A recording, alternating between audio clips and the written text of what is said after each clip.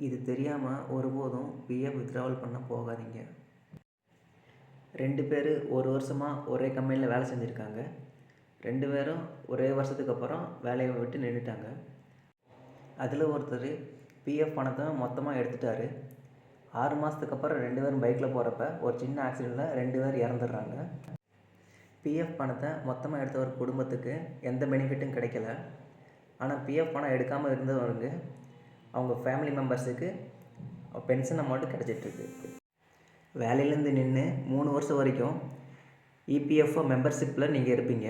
அந்த 3 வருஷத்துக்கும் இடையில எதுவும் ஆக்சிடெண்ட் ஆச்சுன்னா இல்லை எதுவும் டெத் ஆச்சுன்னா உங்களுக்கு பெனிஃபிட்ஸ் எல்லாம் கிடைக்கும். கம்பெனியில் வேலையில் இருக்கப்பே இன்சிடெண்ட் எதுவும் ஆச்சுன்னா அவருக்கு டெத்து கிளைம் மூலமாக 15 லட்ச ரூபா இன்சூரன்ஸ் பணம் கிடைக்கும். இந்த விஷயத்தை உங்கள் ஃப்ரெண்ட்ஸுகளுக்கு ஷேர் பண்ணுங்கள். யார் ஒருத்தருக்கு யூஸ்ஃபுல்லாக இருக்கும்.